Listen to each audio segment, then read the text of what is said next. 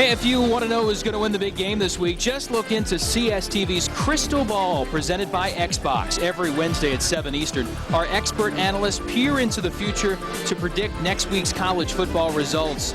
I see highlights, commentary, analysis, and predictions for all college football fans.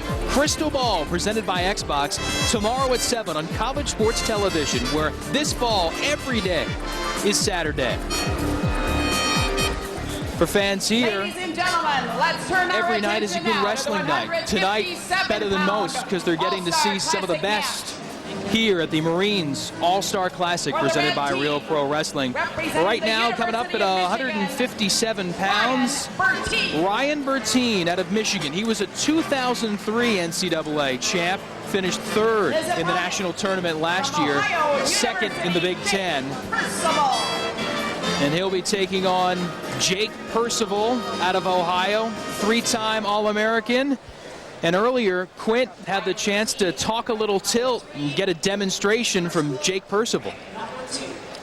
All right, I'm just chopping right here at the elbow, knee at the butt, driving forward, hopping sides, grabbing this right through his crotch, coming here through the arm, threading it, driving forward, loading them up in my hips, elevating this leg, and keeping this nice and tight to my chest. Looked like he worked it pretty well, Quint. I tell you, that tilt was tight. It was tight, tight, tight. His wrist control was strong, and he used his legs so effectively really to clamp on my free leg. I wasn't going anywhere once he got the good wrist control. Nice to be taken down by one of the best in the nation. I tell you, Percival on the mat, that is really where he excels. If there's any advantage for Bertin in this match, it's on his feet, because he is a little quicker. Percival got a good taste of it last year. He was 40 seconds away from winning the national championship. Matt Gentry of Stanford reversed him late in that match. Both these guys have kind of battled injuries.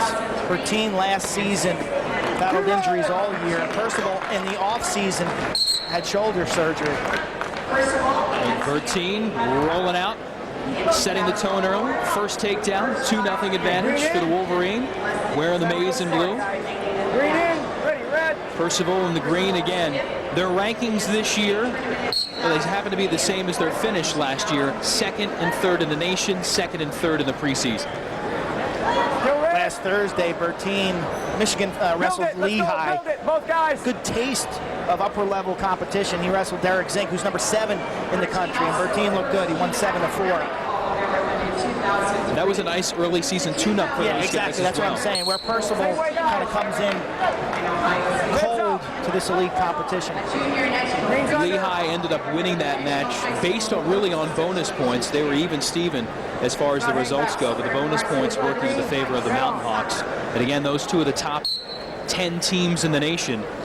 Two of the top wrestlers at 157 on display here. Both of these guys from northeastern Ohio, but they've never wrestled each other before. Percival with the escape, making our score 2-1. This is an Ohio State champion this year, and finished second in the state in both junior and sophomore years. There's a shot for Percival.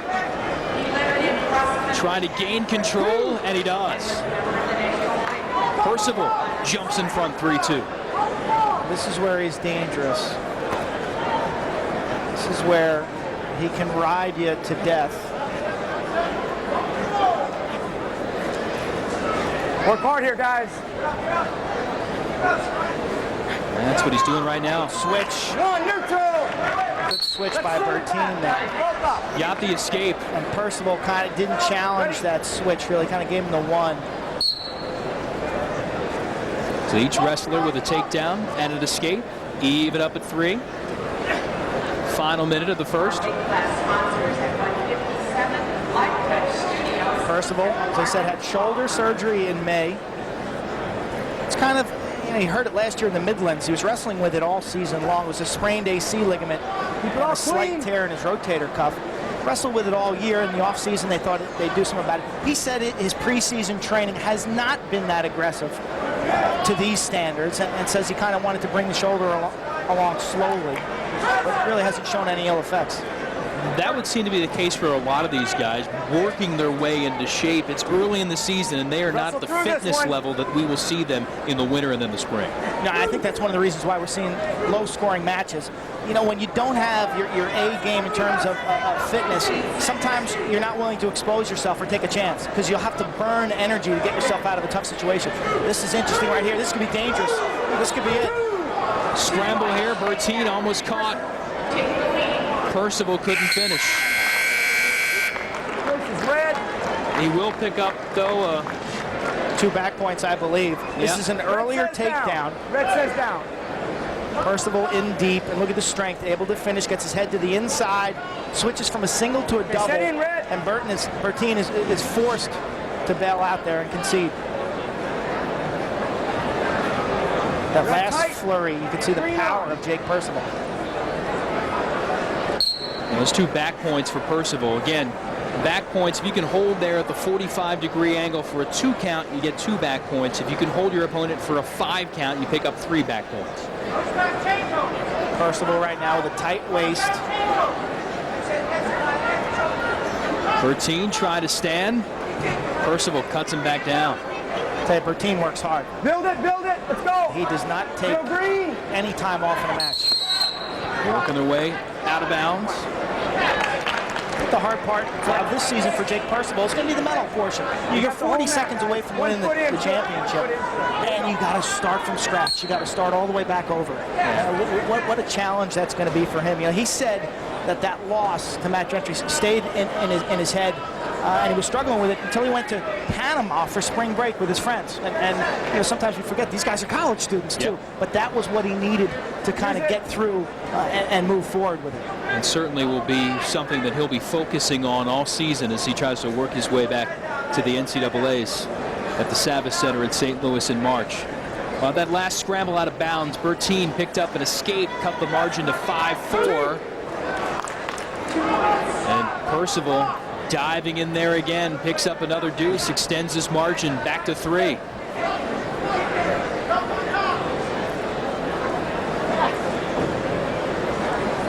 He has been the aggressor, and again, tough. When he chops that arm now, if he can get wrist control with his right hand on Bertin's left arm, he's going to be in a good scoring position. There it is. You can see him. Now from here, he's got an assortment of tilts that he can start to work. He's got a 2-on-1 right here.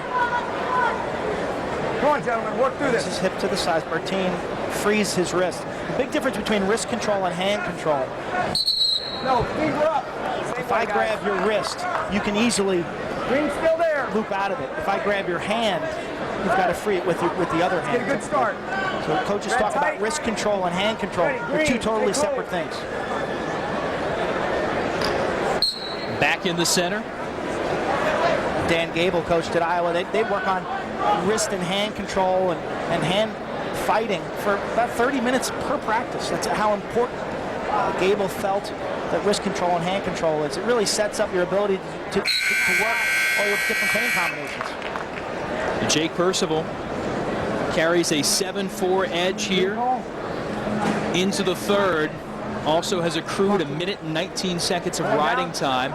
Green says that down. could be a factor here. 7-4, Green. Here we go, guys. As we move along to the final stanza. And that's really his signature, his ability red. On top. No, that's red. And what Ryan Bertin's dealing with now is having Green. Jake basically draped on him for 1 minute and 30 seconds there, and the fatigue that goes along with that. Well, Bertin basically cutting him loose there. He knows he's going to need to get a bunch of points here in the third. Going to play the takedown game. Almost got him there. The takedown game or a 5-point move. Going to open things up, look for a throw, a headlock. A takedown plus back points. Yeah, got to swing for the fences, if you will, here. Every young wrestler should have a couple moves that they can do from the neutral and top position and bottom position late in the match when you're trailing. He gets the 2 right there, this Percival. That way you're not out of the match. If you have a good 5-point move, you're always a threat to win the match, whether it's a headlock, lateral drop, some kind of roll from underneath, a good cradle series. Come on, guys. Percival started slow, but he is thoroughly dominating this match at this stage. He's got riding time locked up, so in theory, 11-4 is our score in theory. They'll add that last point at the end of the match. He hasn't lost a regular season match in 80 matches. He's got a streak of 80 regular season matches won.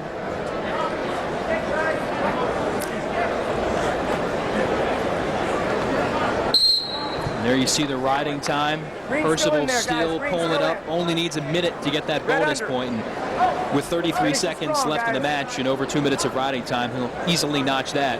That's it. Green on. Bertin's got to make a lot of magic happen here in the final 30 seconds or so. And Percival not really willing to do a lot there. Just cutting him loose and going right back at the leg. That was a quick counterattack by Percival right there. Didn't really give Bertin any time to get set. If you dive and penetrate with your drop step and take a single late in a match like that, you know, you're eating clock, and Bertin is not in a position where he can score a 5-point move. So that was a good strategy by Percival. He gave up the escape, gave up the takedown, does not give up the victory. Jake Percival, impressive 11-7 winner over Ryan Bertin.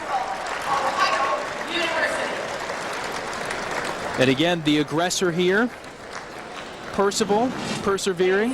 Yeah, I thought he started slow, but he'll get some back points here. And this was nearly disaster for Bertin. If he can lock up an overhead cradle right there, he's close, but can't fully get the head to the knee. Does get 2 back points there. But as this match wore on, it was just Percival dictating the action, so strong with his riding time. And I think that wore down Bertin. Here's a late single leg. Nearly turns that, converts that into back points as well. Well, Jake Percival, second in the nation last year at 157 pounds. 3-time All-American, would love to get back to St. Louis and make some more noise next year. And Jake Percival joining us right now. Jake facing Bertin. You were able to finally get some things going. Your thought process against facing a guy who's also, like you, talented. I just tried to go in and wrestle my match, you know, not really too much about what he did or what he didn't do, but just, you know, working what I do well, and I think it ended up working out for me. Jake, you said in your online journal that with your shoulder surgery, you haven't attacked the offseason as aggressively, but that's got to be a scary thought considering the performance you just put up. Where are you in terms of fitness and your development towards a championship? I think I'm pretty low. I mean, as far as being in shape, and, you know, when March comes around, I think I'm going to be, you know, peak again, and I'm just looking forward to that. It's still early in the season, and I'm still, you know, looking towards March and not really focusing on, you know, January, February. Got the big picture on the outlook. Jake Percival, congratulations. Best of luck the rest of the season. Thanks. Jake Percival of Ohio, the winner here at 157. Coming up, 165. How about another 1 versus 2 matchup next year on CSTV?